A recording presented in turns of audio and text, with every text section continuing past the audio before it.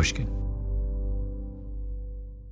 We spend hours deciding what to buy, but there's a split-second decision that can make or break a sale. Do you have the trust to hit buy now? Agentic commerce is testing that moment more than ever. And that's where PayPal comes in. With 25 years of checkouts, 400 million consumer accounts globally, and the benefit of purchase and seller protection, all of which make sure wherever a purchase starts, it ends with trust. Built for payments, growth, and agentic. PayPal Open, built for all business. Visit paypalopen.com. Purchase and seller protections on eligible transactions only. Terms apply. See paypal.com/risk-management for details. Liberty was never just a word. It has guided every American endeavor for the past 250 years. And now it takes form in a new way. The 2026 Semi-Quincentennial Coin and Medal Program from the United States Mint celebrates the founding ideals that have long shaped our coinage. Available 1 year only, this historic collection features new coin designs, limited edition releases, and reissues. Shop new official coins at usmint.gov/semiq. That's usmint.gov/SEMIQ. Whatever your goal, trade, show, giveaways, client gifts, or team gear, 4imprint has the promo products to match. With thousands of options, from apparel and drinkware to tech and totes, it's easy to find the right fit for your brand and budget, with standout choices at every price point. And with their 360-degree guarantee, you can be 4imprint certain your order will show up just right on time. Explore more at 4imprint.com. 4imprint, for certain. All right, what do you want to start with? We have to start with green. Okay. Just like if we were doing wines, we'd start with whites and then go to reds. Yeah. I don't think we should blow out our palates too early. I mean, do you want to get to most of this? Do you have time? Not long ago, a man named Tony Gebley came to my apartment. Young guy, dark hair, grew up in New Jersey. He runs something called Tea Epicure, which does for specialty tea what Robert Parker did for wine, analyzes it and rates it. Tony had a big backpack with him and carefully unwrapped its contents. A thermometer to make sure we didn't overheat the water, a mini Chinese teapot called a gaiwan, some special Norwegian teacups, and tea, 6 kinds: green, yellow, white, oolong, black, and fermented. Oh, and a 7th kind. We'll get to that. So this is called Lu Bao. Lu Bao. And it's from Guangxi province. And this tea was produced in 2009. Do you have to steep fermented tea for a long time? No, typically not. I mean, it instantly colored the water. Right? Look at that. You call that the liquor. The liquor, yes. Yeah. And if somebody put milk and sugar in this tea, you would shoot them. I do not like tea snobs. Like I am against tea snobbery. But I was going to say, but this tea is special. It came from this famous collector. You're down to your last little bits of it. If I were to walk in and pour a big chunk of half and half in it and two sugar cubes, you would be a little upset. I would say, Malcolm, you're not fully appreciating this tea, but I respect your preferences. Tony inhaled deeply into his teacup, then looked thoughtful. All right, I'll let you both just lift up the lid and sniff that. Ooh. I'm getting a little bit of a spinachy feel from that. Oh, yeah. Almost like a Swiss chard or something. Yeah. Never gotten that from a tea before. We had a lot of tea by this point. Me, my producer Jacob, Tony. Tony says it's an actual phenomenon called being tea drunk. Jacob and I were definitely tea drunk. Oh, it is interesting. Okay, tell me, Tony. There's like a forest leaves, like a mat on the forest floor of brown leaves. I get that bit of earthiness with a there's like a roasted carrot going on in there for me. That's the vegetal note I'm getting from it. Mm-hmm. And then a little bit of like tire fire. That proves you're from Jersey. When you drink some tea and you're reaching to tire fire. Right.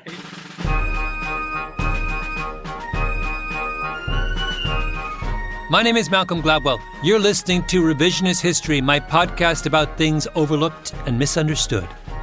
This episode is a special production in honor of America's birthday, the 4th of July. It's about the Boston Tea Party, one of the first and most critical steps on the path to American independence.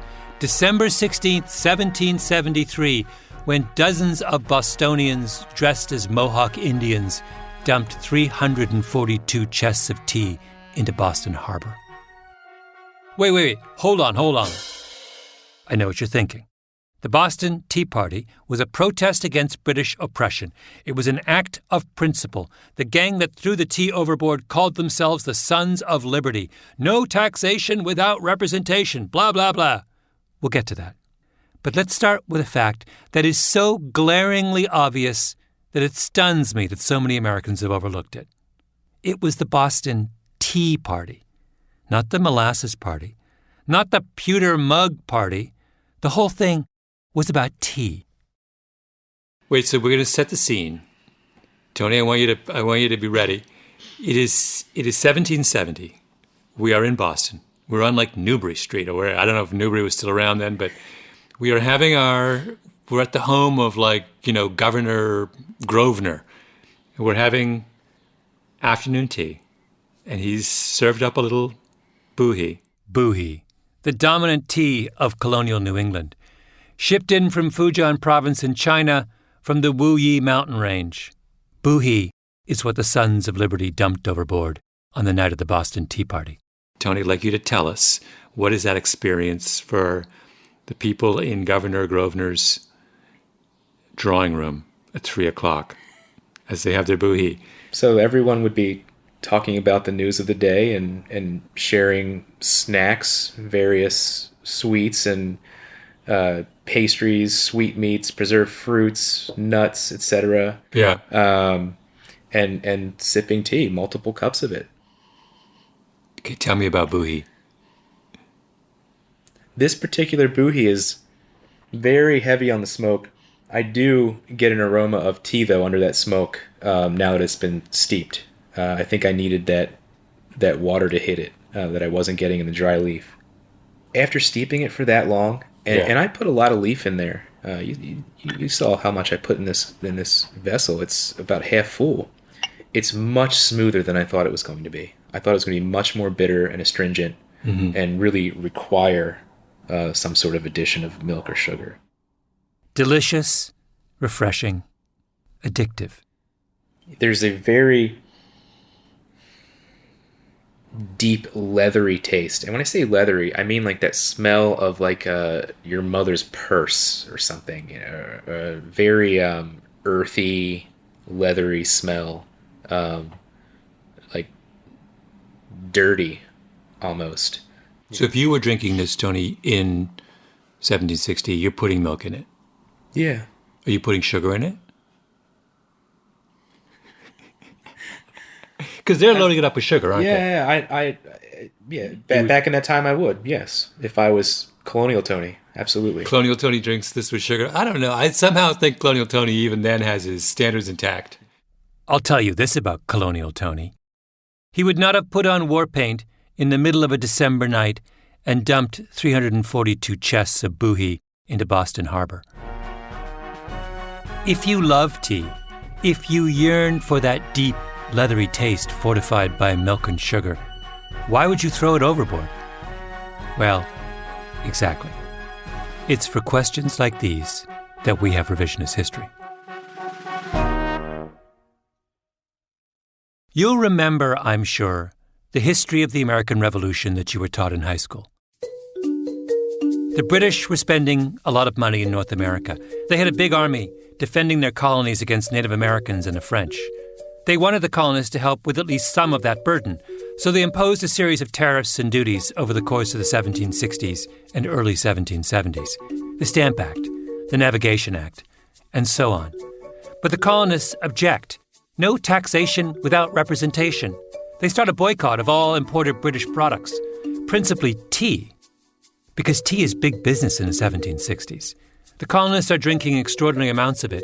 Oolong, souchong, lots of green tea, and of course, Bohea, that deep, leathery taste. They're addicted to it. In Boston, the boycott is led by some of the town's most prominent businessmen. And a few years ago, a historian named John Tyler wonders, who are these merchants leading the fight against British tea? What is the nature of their business? So he goes to the Boston Athenaeum on Beacon Street, one of the oldest independent libraries in the United States. Ornate high ceilings, enormous leaded windows, founded in 1807, full of all sorts of treasures. And Tyler starts digging through old insurance records in the Athenaeum archives. I mean, is this a vast set of boxes? I mean, what are we talking about here? We're talking about hundreds of policies that were written during that period by a man named Ezekiel Price. Tyler is an elegant man, cultivated, patrician. Just retired after 36 years teaching history at Groton, one of the exclusive private boarding schools of New England. His theory is that insurance records are a pretty good way of finding out what someone's business really is, what they're buying, selling, where they're sourcing their goods. Because you may lie to the government or your competitors, but you have no reason to lie to your insurer about what you're up to. So when you go in these insurance records, first of all, does this mean you're the first historian to have gone through the insurance records? Yes, probably, yes. As Tyler works his way through Ezekiel Price's policies, he notices something unusual. At the time, if you were a colony of the British Crown, you had to import all of your products through England on English ships. But in Price's records, it showed that a lot of the cargo coming into Boston hadn't stopped in England at all. Other times, the customs records would say one thing, this ship has all the right clearances, but the insurance records on the same ship would say something completely different. And sometimes, the premiums were really high, way too high for what should have been routine voyages. The patriots of Boston, Tyler realizes, are smugglers, tea smugglers. Historians had always suspected as much because there was a lot of smuggling in those days. But Tyler shows that it's everywhere, everyone. Some of the biggest names in Boston. John Hancock is in the middle of it. They're shipping in tea from China via Amsterdam and then on to America through some circuitous route. You could touch at some remote port in the British Isles. I mean, oftentimes when they're coming from Amsterdam, they go to the Orkney Islands. They allege that they have declared their cargo there, and so therefore it's now legal. They've found some obliging customs officer in the Orkneys who's willing to stamp it as okay. In a trove of old documents at Harvard Business School, Tyler stumbled across another gold mine, a list made up by a big colonial-era shipping company of every bribe and ruse they used to get tea into Massachusetts. In that case, they landed the cargo in Plymouth, just down the coast from Boston. Thomas Hutchinson, the governor of Massachusetts, was powerless to stop it. They run it ashore there and then bring it in wagons into Boston, and there's really no way of telling then. Mm-hmm. The same thing happens if you could import things through Rhode Island, where Hutchinson refers to Rhode Island as that abandoned little colony. Where there's no regulation at all, and therefore it's this porous place where all sorts of smuggled goods can trickle in. Then came the big boycott of British imports. It was called the non-importation movement, supposedly a principled stand against taxation without representation. But who's behind that? Many of the same group of smugglers. And if I'm a smuggler, I'm delighted with non-importation. Yes, yes, because you can sell more smuggled tea. Yeah. So during non-importation, the amount of legit British tea must be shrinking to almost nothing. Correct. So the smugglers have free rein at this point. Yes. The British are trying to raise money to defend the colonies by taxing the tea the colonists drink. But the colonists aren't paying the tax. They're all drinking cheaper illegal tea. So the British do the logical thing. They pass the Tea Act of 1773, which cuts the cost of the tea imported through proper channels. Now, the legal stuff is as affordable as the illegal stuff. So what do the Patriots do? They dress up as Mohawk Indians, sneak out into Boston Harbor, and throw 342 chests of perfectly good Bohea into the water. The Tea Act was an attempt to put the smugglers out of business. The Boston Tea Party was the smugglers' attempt to stay in business. Let me spell it out for you. Underneath the lofty rhetoric of the Patriots of New England was a criminal enterprise, a vast smuggling operation illicitly supplying the residents of the New World with their drug of choice, Bohea, that deliciously addictive tea varietal with a dark liquor and a deep, leathery taste. The foundational myth of the American Republic is not righteous, freedom-loving citizens rising up against oppression. No, it's drug dealers defending their turf. You know why this episode is airing July 4th, that day when Americans jump up and down and detonate explosives to celebrate their independence from Britain? It's airing July 4th because you Americans have a problem. The story you tell each other about your nation's independence is full of holes. You need a new story. So I'm going to do you a favor. I'm going to give you one. But first, I'm curious about whether in that era, in that sort of those first few generations when people are getting to know tea, Yeah. are they given instructions about how to make it? Do we know how they're steeping it and how they're... So one account I read was that someone steeped the tea and threw out the liquor and then used the leaves and put butter and salt on them and ate them as a salad. That was in like one of the prominent families' diaries of the time. Really? Yeah. Have you ever tried that? Would that taste good? So many questions. Liberty was never just a word. It has guided every American endeavor for the past 250 years. And now it takes form in a new way. The 2026 Semi-Quincentennial Coin and Medal Program from the United States Mint celebrates the founding ideals that have long shaped our coinage. Available 1 year only, this historic collection features new coin designs, limited edition releases, and reissues. Shop new official coins at usmint.gov/semiq. That's usmint.gov/SEMIQ. We spend hours researching products online and deciding what to buy, but there's a split-second decision that can make or break a sale. Do you have the trust to hit the Buy Now button? The way we discover and compare things is evolving, happening faster and influenced by new forms of intelligent advice. But the underlying trust question doesn't go away. If anything, it's more important than ever. That's where PayPal comes in. For more than 25 years, they've been a trusted way to pay. And now PayPal can make the agentic era of commerce work for merchants, letting them maintain control of their brand, their customer relationships, so even as the way we shop changes, the moment that matters most still feels familiar and deeply dependable. Built for payments, growth, and agentic.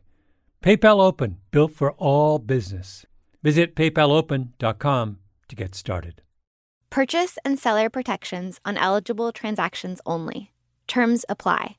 See paypal.com/risk-management for details. This show is sponsored by BetterHelp. BetterHelp's 2026 State of Stigma report surveyed 2,000 Americans and revealed that 85% of Americans believe getting support is wise, yet 74% say society discourages people from doing so. This makes no sense, right? If you have a toothache, society doesn't discourage you from seeing a dentist. If your car breaks down, society doesn't discourage you from seeing a mechanic. If your heart is literally broken, as in not functioning, society doesn't discourage you from seeing a cardiologist. But if your spirit is broken, if you're struggling with some burden, society says you don't deserve help. I think it's time to end this self-defeating contradiction. Your spirit is not less worthy of our concern than your heart or your teeth. or your car. Which brings me back to BetterHelp. BetterHelp has quality therapists. They work according to a strict code of conduct and are fully licensed in the U.S. Don't let stigma stand in the way of support. Start therapy with BetterHelp. Sign up and get 10% off at betterhelp.com/Gladwell. That's better, HELP.com/Gladwell. All right. I think we need to start over. Take 2 on the real meaning of the American Revolution. Let me introduce you to Francis Ianni, an academic who had a theory about Americans and their criminal enterprises. Although calling Ianni an academic seems a little limiting. He decided, I guess this is after we'd been there about 6 months, he decided to drive to Nairobi.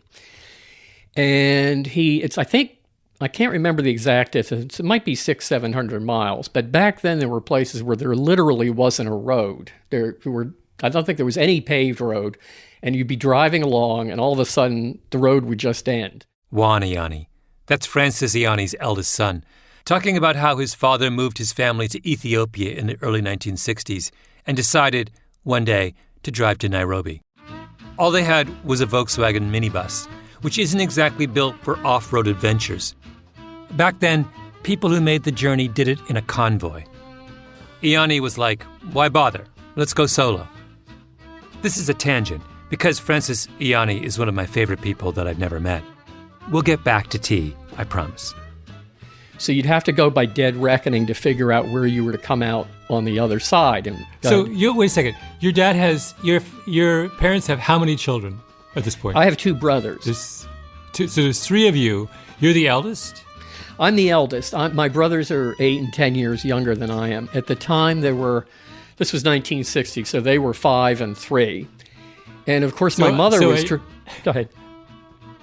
No, I'm just imagining this in my mind. A young couple with a 12-year-old, a 5-year-old, and a 3-year-old set out to drive in a Volkswagen minibus from Addis to Nairobi in 1960. Yeah. This is like the most hilarious thing I've ever heard. Francis Ianni ended up as a professor at Columbia University. What he was a professor of is slightly unclear, since he was the kind of person who did whatever he wanted, but some combination of anthropology and sociology and stuff Francis Ianni thought was interesting. He had 2 wolves. Well, he had several wolves, but he had 2, and I think I said... Actual wolves? I sent you some pictures yesterday. There's one with him with the wolves, actually. He called his wolves Romulus and Remus. In his apartment in New York, he had a monkey, a pet ocelot, a baby alligator, and it used to be a huge point of contention between my parents because he would just bring these animals home. Anyway, one day in 1964, Ianni is in Washington, D.C. He's working for the Department of Education at that point, doing Francis Ianni kinds of things. And he runs into a man in a congressional waiting room who he would later call Uncle Phil. Philip Alcamo, a very wealthy, sophisticated man in his 60s. They start chatting. Uncle Phil tells Ianni that he's a lobbyist, representing a group of Italian businessmen out of New York. Uncle Phil and Ianni become friends. They start spending time together. Uncle Phil introduces him to some of his clients, and Ianni realizes, the group of Italian businessmen out of New York that Uncle Phil is talking about is actually one of the big mafia families. Ianni is the man who drove his family from Ethiopia to Nairobi on a whim and who later kept wolves, ocelots, and alligators in his apartment. 10 guesses what he did next. He said to Uncle Phil, "Can I meet your mafia clients? In fact, do you think they'd mind if I studied them? Like join the family for a few years?" And because Francis Ianni is Francis Ianni, Uncle Phil says, "Sure." He convinces essentially a perfect stranger to let him infiltrate infiltrate, maybe it's too strong a word, a crime family. And I don't know how he did it, but as I say, he could talk his way into or out of anything. And by the way, in the middle of his time hanging out with the mafia, Ianni talked his way onto the New York City Organized Crime Task Force. he became friends with a lot of the police who were working on this stuff. You know, he knew a lot of cops in New York, spent a lot of time with them, and he would manage to talk to both sides and convince both sides he was on their side. Ianni ended up writing a book about his experience called A Family Business. He called the family he was embedded with the Lupolos, a pseudonym. All identifying names in the book were changed. Back in the day, there was a lot of speculation among mafia experts about who the Lupolos really were. After a lot of digging, I'm now convinced that it was the Lucchese's, one of the largest of the 5 major New York crime families. Serious gangsters. They had a lock on the trucking unions, particularly those working Kennedy Airport. Ianni spent a lot of time out on Long Island with the patriarch of the family, a man he called Giuseppe. I'm pretty sure that's his pseudonym for the legendary mob boss Tommy Lucchese, who came to America as a young man in 1911 from Palermo. A Family Business came out in 1972. 1972, by the way, is the same year that the Godfather movie comes out. It's like the high watermark of American mafia fascination. But Ianni's book is nothing like The Godfather. Nobody gets whacked. Nobody goes to jail. Nobody goes to the mattresses. Nobody betrays anyone. It's not a crime book. It's a book about business.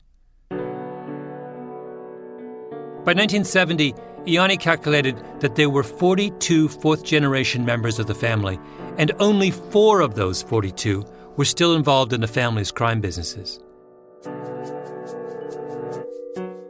The rest were all respectable members of the upper middle class. The kids went to fancy colleges. One daughter was married to a judge's son, another to a dentist. One was completing a master's degree in psychology. Another was a member of the English department at a liberal arts college. There were several lawyers, a physician, a stockbroker. Uncle Phil's son was an accountant who lived on an estate in the posh Old Westbury section of Long Island's North Shore. His granddaughter rode horses and was a show jumper. His grandson was an up-and-coming yachtsman.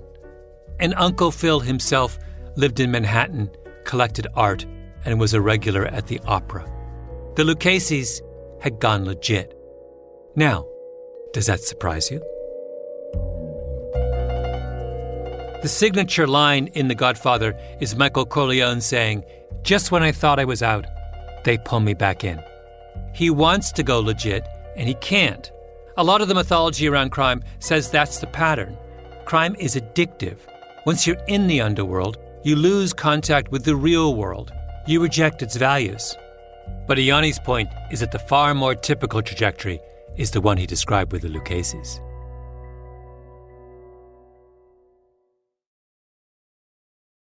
Liberty was never just a word. It has guided every American endeavor for the past 250 years. And now it takes form in a new way. The 2026 Semi-Quincentennial Coin and Medal Program from the United States Mint celebrates the founding ideals that have long shaped our coinage. Available 1 year only, this historic collection features new coin designs, limited edition releases, and reissues. Shop new official coins at usmint.gov/semiq. That's usmint.gov/SEMIQ. We spend hours researching products online and deciding what to buy, but there's a split-second decision that can make or break a sale. Do you have the trust to hit the Buy Now button? The way we discover and compare things is evolving, happening faster and influenced by new forms of intelligent advice. But the underlying trust question doesn't go away. If anything, it's more important than ever. That's where PayPal comes in. For more than 25 years, they've been a trusted way to pay. And now PayPal can make the agentic era of commerce work for merchants, letting them maintain control of their brand, their customer relationships. So even as the way we shop changes, the moment that matters most still feels familiar and deeply dependable. Built for payments, growth, and agentic. PayPal Open, built for all business. Visit paypalopen.com to get started. Purchase and seller protections on eligible transactions only. Terms apply. See paypal.com/risk-management for details. Whether you're planning a big event, launching a new campaign, or just stocking up on team gear, finding the right promotional products makes all the difference. That's why so many brands turn to 4imprint. They offer thousands of options, from on-trend apparel and premium drinkware to tech, totes, and giveaways, so you'll find the right fit for any audience, purpose, or budget. You can customize it all: your logo, your message, your look, and many items come with no setup charge to help you save. And if you're really watching the bottom line, you'll find standout choices at every price point so you can make a real impact while staying on budget. Plus, you'll get expert help, fast turnaround times, and their 360-degree guarantee so you can be 4imprint certain your order will arrive on time and look exactly right. Whatever your goal, 4imprint makes it easy to find your perfect promo match. Explore the possibilities today at 4imprint.com. 4imprint, for certain. Here's another example of the lure of going legit.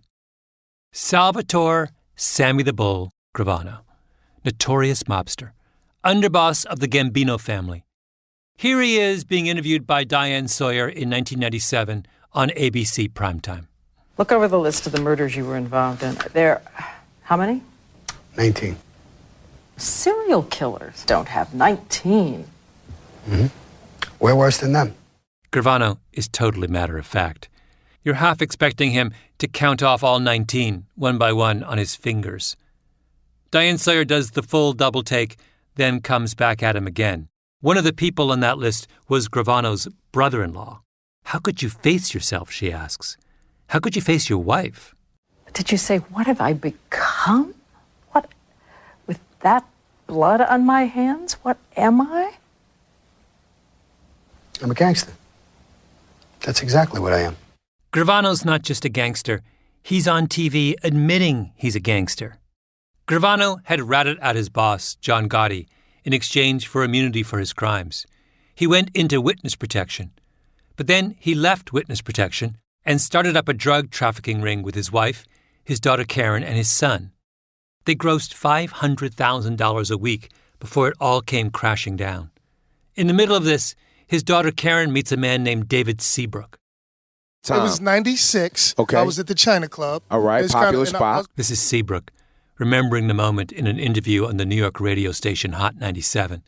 We was at the China Club when it was popping, and I seen Karen, Jennifer Graziano, and Drita, and a couple of her friends. Okay. So, Karen was giving me the eye. Jennifer and them was looking at, Jay or whatever. Don't reckless eyeball me, Karen. Right. Seabrook is a convicted felon.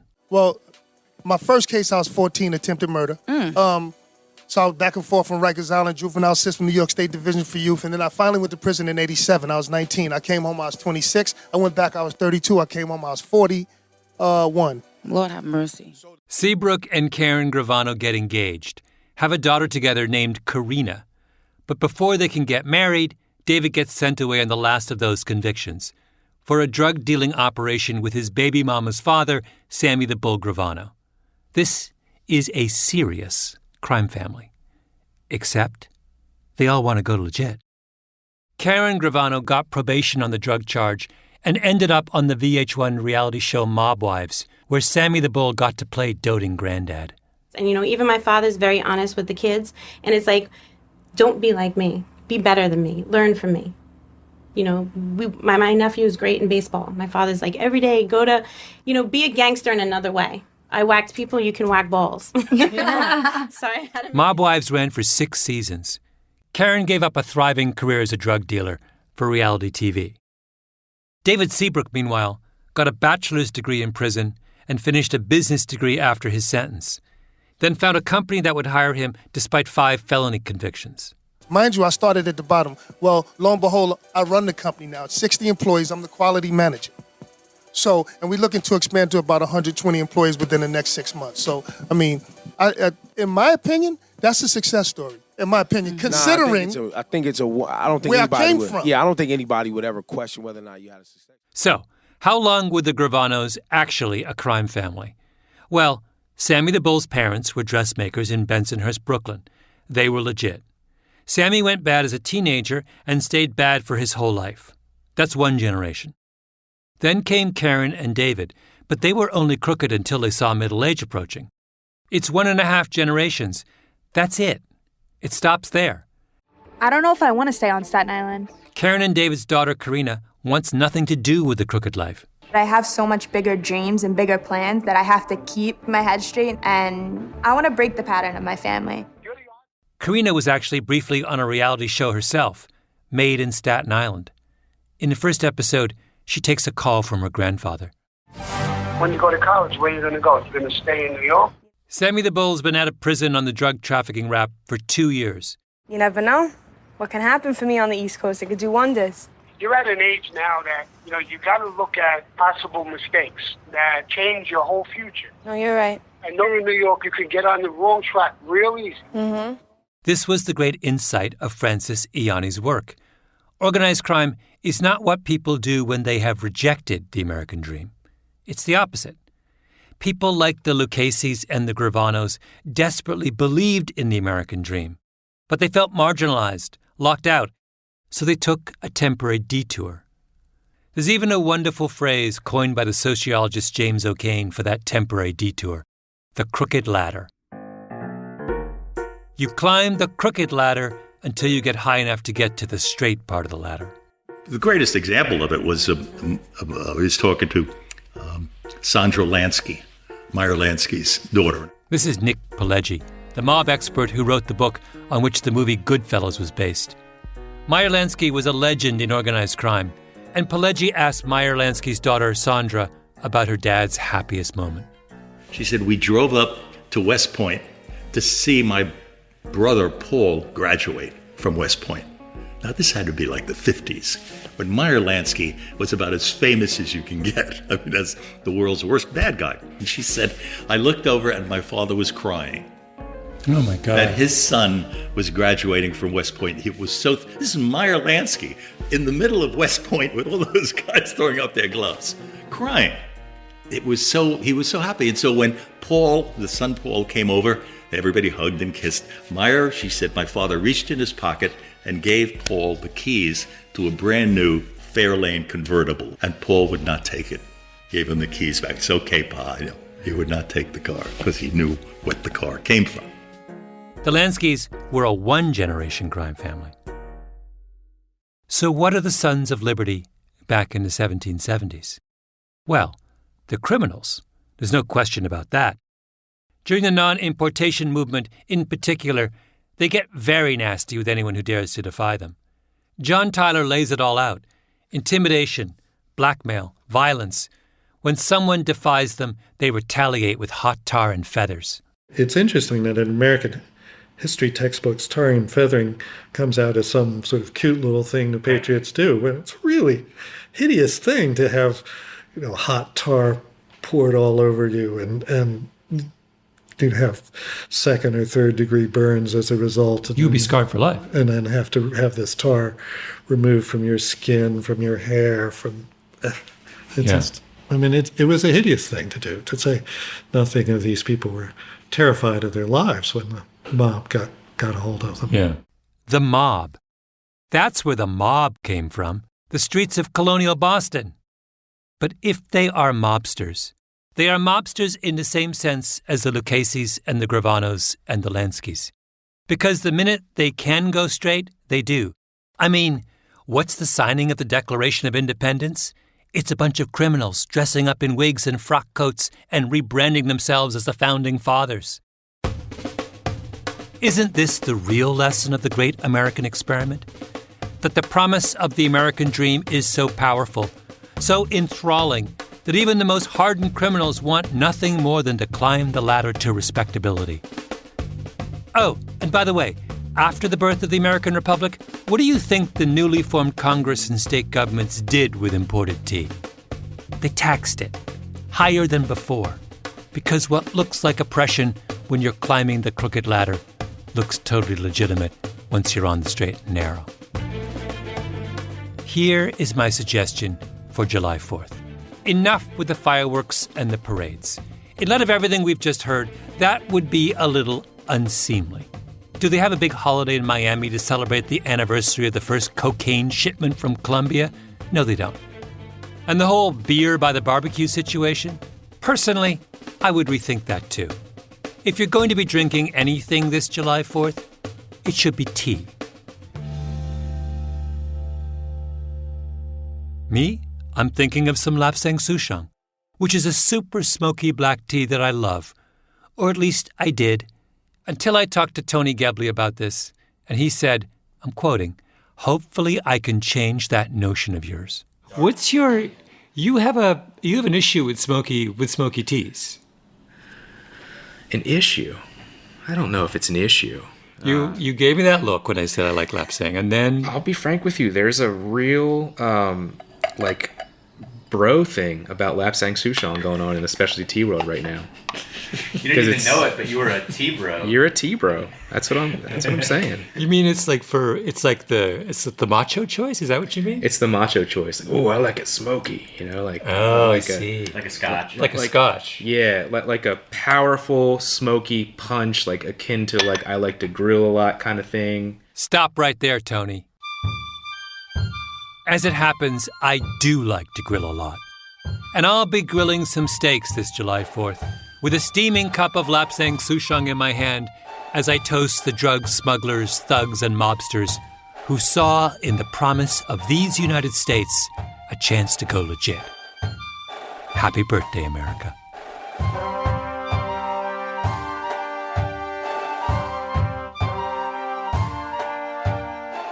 Visionist History is produced by Mia Lobel and Jacob Smith, with Camille Baptista. Our editor is Julia Barton. Flawn Williams is our engineer. Fact-checking by Beth Johnson.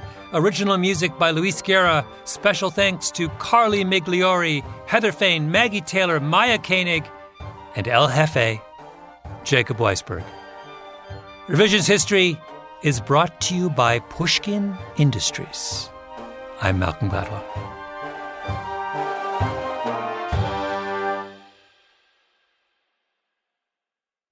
The reason I said Lapsang Souchong is a bit of a bro tea is because I feel like males really took to that style of tea, and when that happened, when the tea producers saw that happening, the level of smoke kept getting more and more extreme to the point where it's just all smoke. It's out of control. But I'm intrigued by the notion that people like me are ruining tea. I'm now feeling a little guilty. You're not ruining tea. I don't want to look like a bad guy. I'm part of the bro over smoking. No, you didn't know. It's all right. And I don't know what type of Lapsang Souchong you're drinking. It could be great. We spend hours deciding what to buy, but there's a split-second decision that can make or break a sale. Do you have the trust to hit buy now? Agentic Commerce is testing that moment more than ever. And that's where PayPal comes in. With 25 years of checkouts, 400 million consumer accounts globally, and the benefit of purchase and seller protection, all of which make sure wherever a purchase starts, it ends with trust. Built for payments, growth, and agentic. PayPal Open, built for all business. Visit paypalopen.com. Purchase and seller protections on eligible transactions only. Terms apply. See paypal.com/risk-management for details. Liberty was never just a word. It has guided every American endeavor for the past 250 years. And now it takes form in a new way. The 2026 Semi-Quincentennial Coin and Medal Program from the United States Mint celebrates the founding ideals that have long shaped our coinage. Available 1 year only, this historic collection features new coin designs, limited edition releases, and reissues. Shop new official coins at usmint.gov/semiq. That's usmint.gov/SEMIQ. If you want all of your data in one place, if you want a single home for all of your entities, if you want to spend more time working and less time searching, you need the Intuit ERP. I know because I'm Damon John, and I run my growing business on Intuit Enterprise Suite, the AI-native ERP that's powerful, painless, and proven. Learn more at intuit.com/ERP.